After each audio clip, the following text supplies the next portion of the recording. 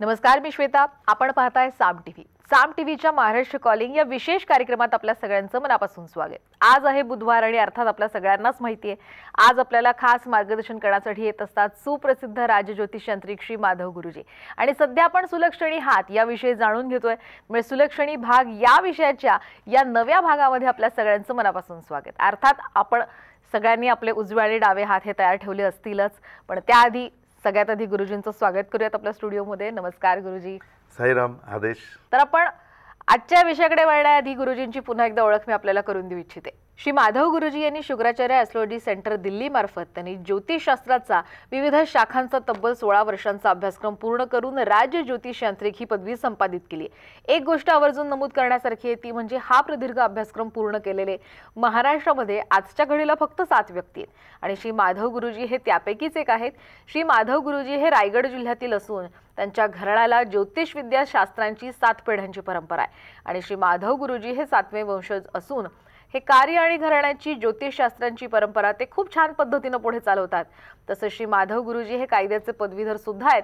प्रतिभा astrology research centre हे पनवेल आणि दादर इथं असून श्री माधव गुरुजी या दोन्ही सेंटरवर आपली सेवा पुरवत असतात. श्री माधव गुरुजी यांना भेटण्यासाठी आपण पनवेल या सेंटरवर सोमवार, मंगळवार, शुक्रवार या दिवशी तर प्रत्येक शनिवार आणि रविवार शिवाजी पार्क दादर इथे त्यांना आपण भेटू शकता. तसेच श्री माधव गुरुजी यांचं पुण्यामध्ये सुद्धा आपल्याला मार्गदर्शन लाभणार आहे. यासाठी सुद्धा खाली जो क्रमांक दिलेला आहे यावर नक्कीच संपर्क साधा आणि या तारखांना नक्कीच भेटा. श्री माधव गुरुजी गिरनार यात्रा, दत्तपीठ, नर्मदा परिक्रमा, चारधाम यात्रा अशा धार्मिक यात्रा सुद्धा नियोजित करत असतात. तर आपण याचा सुद्धा लाभ घेऊ शकता. स्वतः श्री माधव गुरुजी यांच्यासोबत आध्यात्मिक साधनेसह धार्मिक यात्रेचा लाभ घेऊ शकता. त्यासाठी खाली जो क्रमांक दिला त्यावर नक्की संपर्क साधा. गुरुजींचं आणखीन एक वैशिष्ट्य आहे ते म्हणजे गुरुजींची राधेय फाउंडेशन नावाची बहुउद्देशीय ट्रस्ट आहे. तसंच गुरुजींचं शिक्षण या क्षेत्रात मोठं योगदान आहे. बाबा इंटरनॅशनल नावाची CBSE स्कूल ही कर्जत इथं आहे आणि गुरुजी त्याचे प्रेसिडेंट सुद्धा आहेत. चला तर मग आजच्या विषयाकडे वळूया. तर गुरुजी, सगळ्यांचा आवडता विषय आहे सुलक्षणी हात आणि आता आपण याच्या पुढच्या भागात पोहोचलेलो आहोत. तर आज नेमकं कोणकोणत्या चिन्हांविषयी जाणून घेणार आहोत, काही सांगाल का? बिलकुल मॅडम. म्हणजे की ह्या याच्यामध्ये जसं आपण पहिल्याच याला कन्सेप्ट क्लिअर केले की प्रत्येक माणसाच्या हातावरती चिन्हही असतात म्हणजे, आणि लोकांना आता ती साक्षीभूत झालेत. म्हणजे एवढे दिवस असं होतं की आपण भविष्यशास्त्रावरती बोलतोय आणि मग भविष्यशास्त्राचा एव्हिडन्स काय, म्हणजे की या सगळ्याचा पुरावा काय, तर मग आपण सांगायचो की थांबा, हे ज्यावेळेला भविष्य आपण सांगतो की तुमचं यावर्षी घर होईल, मग त्यावर्षी ज्यावेळेला त्या माणसाचं घर होतं त्यावेळेला मग त्याला पटतं की हां आता माझं घर झालं. म्हणजे तो साक्षी पुरावा जर आपण करायचा म्हटलं तर ॲस्ट्रॉलॉजीमध्ये एक एव्हिडन्स ऑफ ॲस्ट्रॉलॉजी येतं. म्हणजे ॲस्ट्रॉलॉजीचे पूर्णपणे पुरावे किंवा ॲस्ट्रॉलॉजीचा पूर्णपणे सहभाग किंवा साक्षी. तर याच्यामध्ये चिन्हांचा फार मोठा वापर केला जातो आणि आता सगळ्यांना एवढं पटलं की हे जे चिन्ह सांगतात ते माझ्या हातावरती आहेत म्हणजे, आणि ती मग जाणून घेण्याची क्युरियोसिटी माणसाला लागते की हे चिन्ह माझ्या हातावरती आहेत, मग माझ्या हातावरती ते चिन्ह असल्यानंतर माझ्या आयुष्यामध्ये त्याच्याने काय फरक पडणार आहे किंवा खरोखरी मग मी याचा कसा वापर करून घेतला पाहिजे आणि एक्झॅक्टली ते त्याला जाणून देणं, त्याला समजावून देणं, याच्याकरताही आपली पूर्णपणे कन्सेप्ट आहे. आणि याच्यामध्ये असे आपण अगोदरही सांगितले की 108 चिन्ह माणसाच्या हातावरती आहेत. त्यापैकी 27 चिन्ह आपण घेतलेली आहेत, जी 27 चिन्ह महत्त्वाची सुद्धा आहेत आणि ते हातावरती म्हणजे की मोजकी तरी तुमच्या हातावरती असतील म्हणजे. तर आपण पहिली 10 चिन्ह घेतलेली होती की ती सगळ्यांच्या हातावरती होती आणि 15 चिन्ह पूर्ण करून आपण आता पुढच्या भागामध्ये आलेलो आहोत.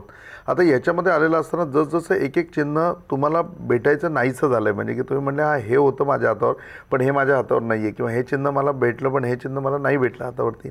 तर मग आता असं आहे की आता ही जी चिन्ह मी सांगेन ना, ही चिन्ह खरंच तुम्हाला शोधावी लागतील आणि ही रेअरर म्हणजे तुमच्या हातावर असतीलही किंवा नसतीलही, हे डिपेंड आहे म्हणजे. आणि मग तसं असताना त्याच्यामधले जे चिन्ह शोधणं, त्याच्यामध्ये सर्वात पहिलं चिन्ह येतं ओम. हातावरती ओम असतो आपल्या ह्याच्यावरती. तर जसं आहे की पुरुषांनी उजवा हात बघायचा आहे, लेडीजनी डावा हात बघायचा आहे आणि मग त्याच्यामध्ये तुम्हाला ओम चिन्हाचा पूर्णपणे सहभाग घ्यायचा आहे की तुमच्या हातावरती ओम आहे का ते तुम्हाला शोधायचं आहे. आता त्याच्यामध्ये मी पुन्हा यावरती आपण डिटेल बोलू त्यावेळेला ते कुठे असेल ते सांगेनच. म्हणजे याच्याबरोबर आपल्याला जाणून घ्यायचं की पताका माझ्या हातावर आहे का, ज्याला आपण ध्वज म्हणू शकतो, ज्याला पताका म्हणू शकतो, तशी पताका माझ्या हातावरती आहे का. नंतर खूप महत्त्वाचं चिन्ह म्हणजे हे राजयोगामध्ये चिन्ह येतं की तुमच्या हातावरती हिरा आहे का. तर हिरा तुम्हाला तुमच्या हातावरती शोधायचं आहे की हिराचं चिन्ह खरंच तुमच्या हातावर आहे का. चौथं असतं ते म्हणजे की दैवी रेषा तुमच्या हातावरती, की तुमच्या हातावरती दैवी रेषा आहे का ते तुम्हाला बघायचं आहे. आणि 5वं चिन्ह म्हणजे शिडी तुमच्या हातावर आहे का, ती शिडी तुम्हाला शोधायची. तर अशा 5 चिन्हांच्या बाबत आजच्या भागामध्ये आपण पूर्णपणे चर्चा करणार आहोत. आता ही 5 चिन्ह नेमकी कोणते हे तर तुम्ही सांगितलं, पण या 5 चिन्हांचा मानवाच्या आयुष्यावर कसा परिणाम होतो? एक सर्वात पहिली गोष्ट म्हणजे की चिन्ह हातावरती आहे तर 100% त्याचं काही ना काही फलित असणारच म्हणजे. आणि मग ते फलित असताना ते दोन्ही बाजूने असू शकतं. म्हणजे एखादं चिन्ह तुमचं सकारात्मक पण असू शकतं, एखादं चिन्ह पूर्णपणे नकारात्मक पण असू शकतं. सर्वात पहिले आपण ओम चिन्हावरती जाऊया की हातावरती ओम चिन्ह असणं म्हणजे. आता लेडीज लेफ्ट हँडमध्ये आणि जेंट्स राईट हँडमध्ये बघतील, हे चिन्ह हाताच्या बरोबर मधल्या भागामध्ये तुम्हाला भेटते. या मधोमध हातावरती पूर्णपणे ओम असतो.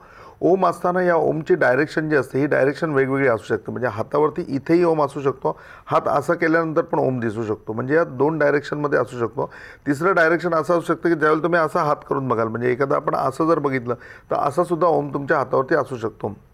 याच्यामध्ये ॲस्ट्रॉलॉजीमध्ये फक्त इमेज आणि मिरर इमेज असे 2 टॉपिक येतात. म्हणजे एखादी गोष्ट प्रत्यक्षात असेल किंवा मग त्याची मिरर इमेज असेल. तर ह्या 4ही भागामध्ये कुठेही तुमच्या हातावरती ओमचं चिन्ह असेल तर एवढं निश्चित आहे की तुमच्या हातावरती ओम आहे. मग असं नाही की तो उलटा ओम आहे का सुलटा ओम आहे का, बस ओम तुमच्या हातावरती आहे. काहींच्या हातावरती इमेज आहे, काहींच्या हातावरती त्याची पूर्णपणे मिरर इमेज आहे.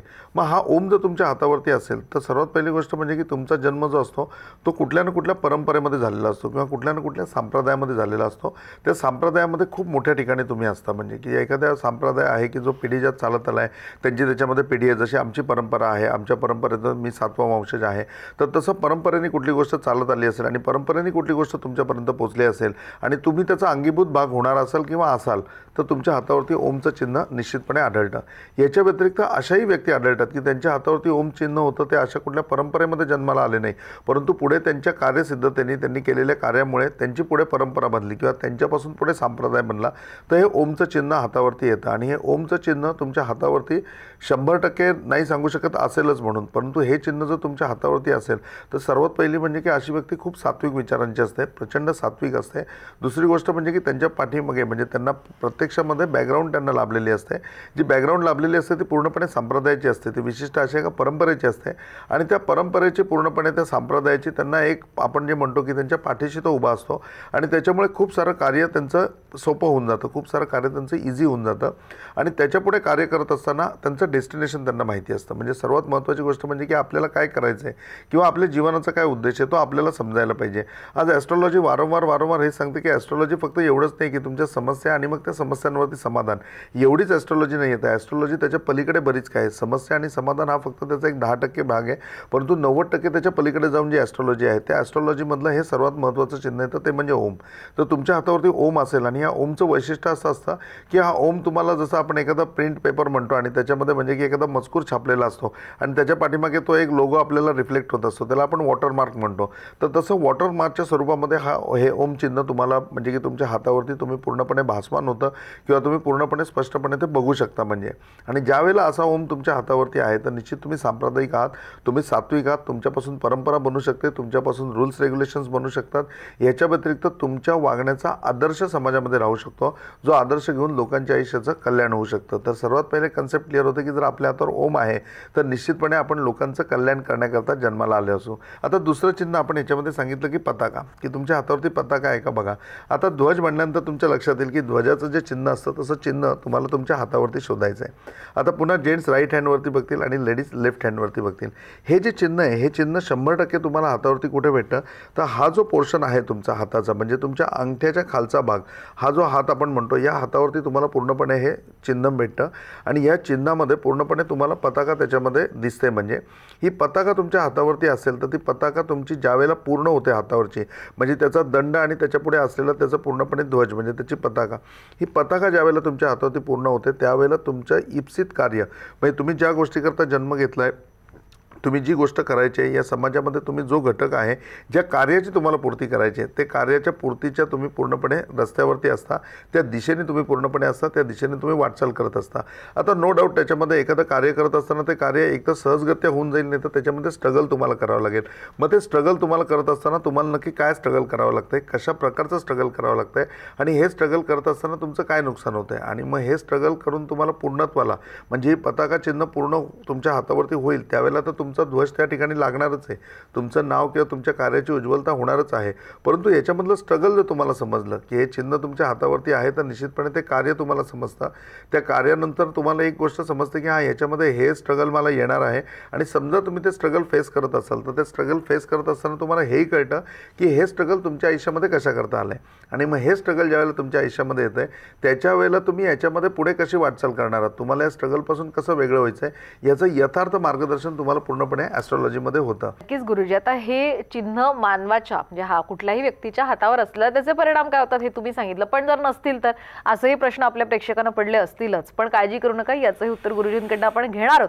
पण इथे घेऊयात एक छोटासा ब्रेक. आपण कुठेही जाऊ नका, पाहत रहा महाराष्ट्र कॉलेज.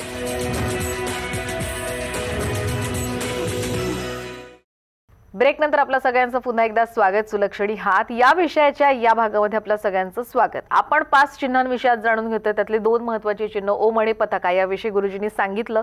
ही चिन्ह आपल्या हातावर नसतील तर मग काय, हा प्रश्नही तुम्हाला पडला असेल. पण त्याआधी गुरुजी उरलेले 3 चिन्हांविषयी माहिती सांगाल का, आणि त्यानंतर मग पुढचा प्रश्न अर्थात त्याकडे जाऊयात. 100% मॅडम. कारण जसं असतं की ज्या वेळेला म्हणजे की क्युरिओसिटी लागलेली असते त्याच वेळेला ते मिळणं खूप गरजेचं असतं. तिसरं चिन्ह खूप महत्त्वाचं आहे हातावरचं, ते म्हणजे हिरा. आता हिरा पहिले तुम्ही म्हणजे की हिऱ्याचं जे एक पोझिशन आहे किंवा हिऱ्याचं एक चित्र आहे ते तुम्ही पूर्णपणे तुमच्या डोळ्यामध्ये ठेवा. आणि मग हिरा तुमच्या हातावरती आहे का ते तुम्हाला शोधायचं आहे. म्हणजे आता हिरा नक्की तुमच्या हातावरती कुठे भेटेल, तर हिरा तुम्हाला ही आपली जी बेचांगळी आहे म्हणजे की हे बोट म्हणजे आपलं तर्जनी आणि अंगठा ह्याच्यामधला भाग जो आहे, म्हणजे इथे जो व्ही शेप तयार होतो, या व्ही शेपमध्ये तुम्हाला हिऱ्याचं चिन्ह भेटेल. या अख्ख्या पोर्शनमध्ये म्हणजे या व्हीमध्ये तुम्हाला तो कुठेही भेटेल. पुन्हा जेंट्स राईट हँडवरती बघतील आणि लेडीज लेफ्ट हँडवरती बघतील. याच्यामध्ये या व्हीमध्ये म्हणजे या बेचांगळीमध्ये आपण म्हणू, या बेचांगळीमध्ये 100% तुम्हाला हिऱ्याचं चिन्ह तुमच्या हातावरती असू शकतं. हे राजयोगामधलं चिन्ह आहे. हे प्रत्येकाच्या हातावर असेलच असं नाही, तर नसेल तर काही चिंता करू नका. म्हणजे की आपण राजे होणार नाही आहे, ह्याच्या पलीकडे काही नाही. पण राजे झालो नाही तर किमान सेनापती तर आपण होऊच शकतो. म्हणजे तर राजा ज्यावेळेला तुम्ही होता म्हणजे एखाद्या गोष्टीवरती तुम्ही हायेस्ट पोझिशनवर जाता, एखाद्या ठिकाणी पूर्णपणे म्हणजे की तुमचं स्वतःचं साम्राज्य निर्माण होतं. तर जे लोक साम्राज्य निर्माण करणारे असतात त्याच्या प्रत्येकाच्या हातावरती हे हिऱ्याचं चिन्ह असतं. हिरा आपल्याला माहिती आहे की खूप अनमोल आहे. आपण एरवीचे दागिने म्हणतो तर त्या दागिन्यामध्ये आपण हा चांदीचा दागिना आहे म्हणतो, हा सोन्याचा दागिना आहे म्हणतो. परंतु ज्यावेळेला त्या दागिन्यामध्ये हिरा येतो त्यावेळेला तो सोन्याचा किंवा चांदीचा राहत नाही, तो हिऱ्याचा दागिना होतो. म्हणजे हिरा हा सर्व रत्नांमध्ये श्रेष्ठ रत्न मानलेला आहे म्हणजे, आणि ते किमतीसुद्धा आहे. तर असा हिरा ज्यावेळेला तुमच्या हातावरती येईल तर सगळ्या चिन्हांमधलं हे राजयोगाचं चिन्ह आहे. म्हणजे एखादी व्यक्ती ज्यावेळेला राजा होते किंवा आपण आता आपल्या पद्धतीमध्ये बघितलं तर साधारण मुख्यमंत्री वगैरे या पदाला जी लोक जातात त्यांच्या हातावरती 100% हे चिन्ह हिऱ्याचं असतं. किंवा एखाद्या ठिकाणी जसं म्हणजे की हा हिरा पूर्ण झाला नसेल परंतु हिऱ्याची नुसती पोझिशन असेल तर त्या पोझिशनमध्ये सुद्धा तो माणूस गावचा सरपंच असतो किंवा एखाद्या नगराचा तो नगराध्यक्ष असतो, मोठ्या एखाद्या महानगराचा तो महापौर असतो.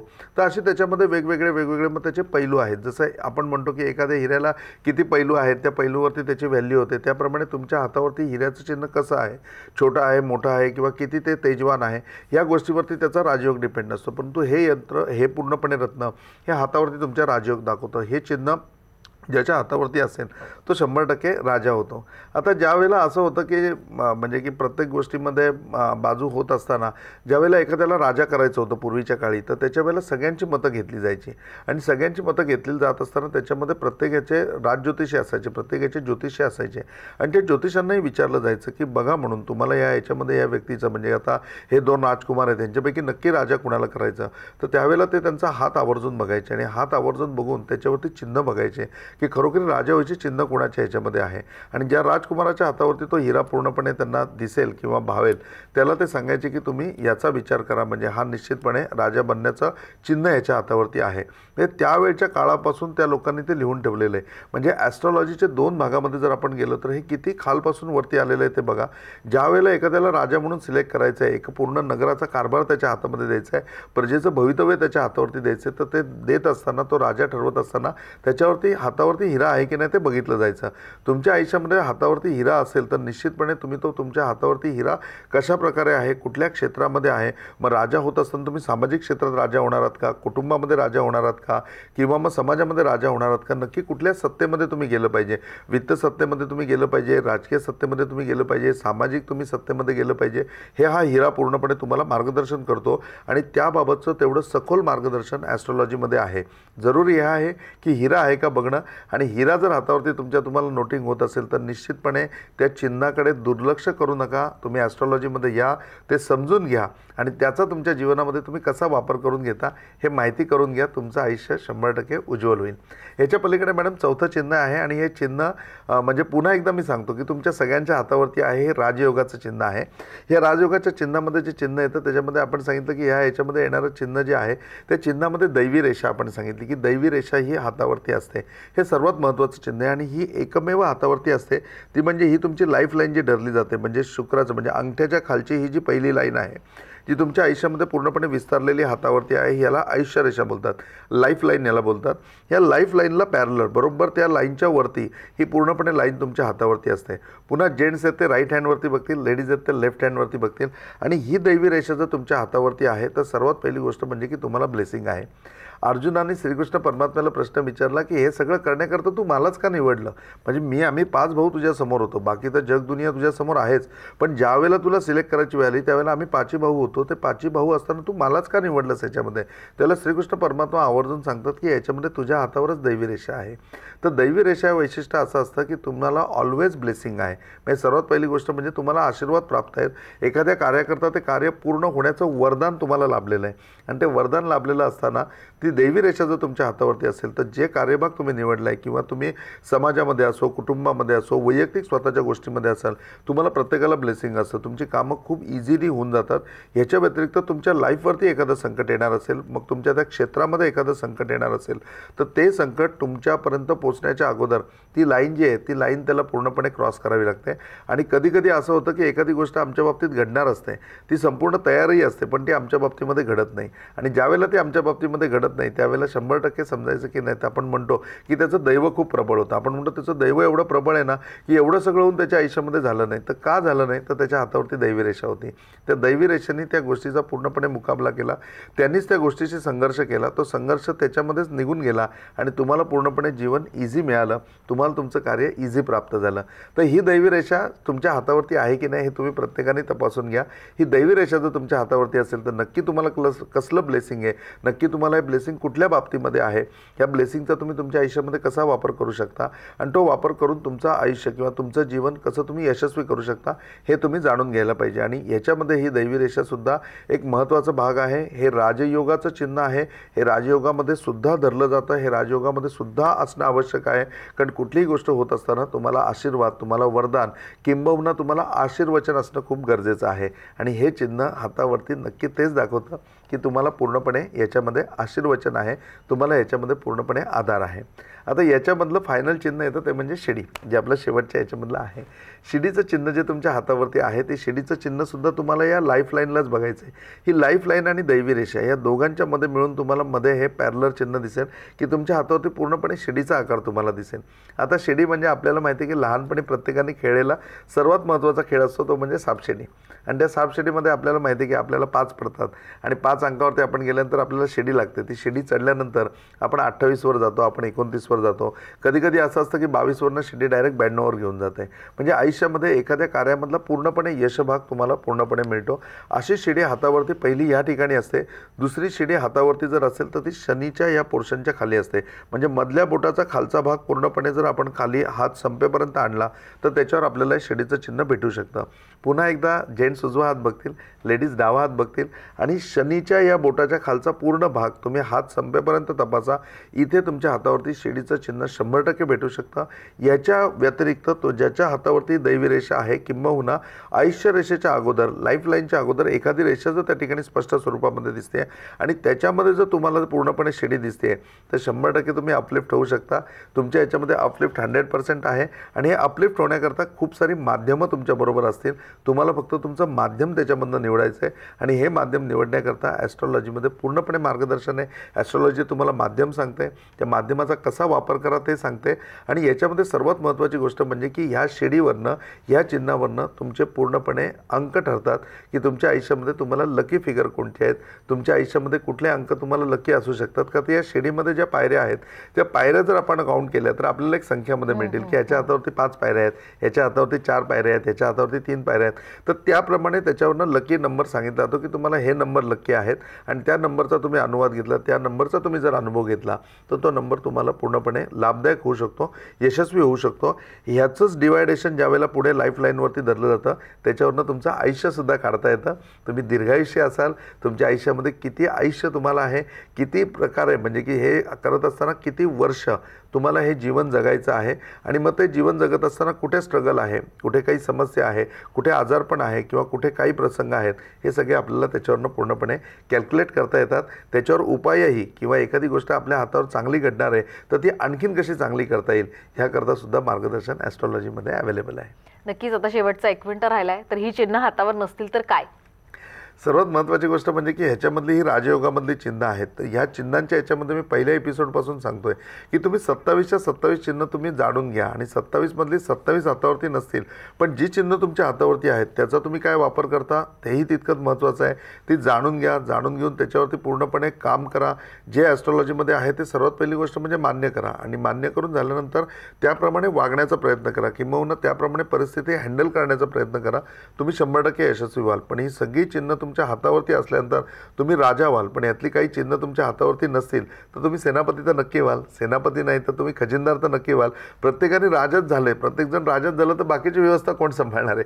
बाकीची व्यवस्था सांभाळायला सुद्धा माणसं पाहिजेत आणि बाकीची व्यवस्था जर नीटपणे सांभाळली तरच राजाचा राजा पण टिकून आहे हे सुद्धा आपण लक्षात घेतलं पाहिजे. म्हणजे त्या सिस्टीमचा आपण एक महत्त्वाचा भाग आहोत. आपण जरी असं असलो, आपण सेनापती जरी असलो तरी आपण राजा एवढेच इम्पॉर्टंट आहोत. आपण खजिनदार असलो तरी राजा एवढेच आपण महत्त्वाचे आहोत. तर ही चिन्ह हातावरती सगळी चिन्ह नसतील परंतु जी चिन्ह हातावरती असतील त्याच्याने मी प्रधान आहे का, मी खजिनदार आहे का, मी सेनापती आहे हे आम्हाला जाणून घेतलं पाहिजे. तर गुरुजी, खरं तर या विषयावर खूप काही बोलण्यासारखं आहे पण कार्यक्रमामध्ये खरं तर वेळ इथेच झालेली आहे थांबण्याची. गुरुजींना प्रत्यक्ष भेटून सुद्धा तुम्ही या संपूर्ण चिन्हाविषयी आणि तुमच्या आयुष्याविषयी जाणून घेऊ शकता. गुरुजी पुण्यामध्ये सुद्धा येतात. पुण्यातली तारीख पुन्हा एकदा लिहून घ्या. 31 मार्च, 1 एप्रिल आणि 2 एप्रिल या 3 दिवशी गुरुजी पुण्यामध्ये असणार आहेत. धन्यवाद गुरुजी, तुम्ही इथे आलात, मनापासून धन्यवाद. साईराम आप सबकी भली करे. गुरु गोरक्षनाथ आप सबकी भली करे. आप सबका जीवन मंगलमय हो. ओम साईराम. यानंतर महाराष्ट्र कॉलिंगमध्ये वेळ झाली इथेच थांबण्याची. आपण कुठेही जाऊ नका, पाहत रहा साम टीव्ही.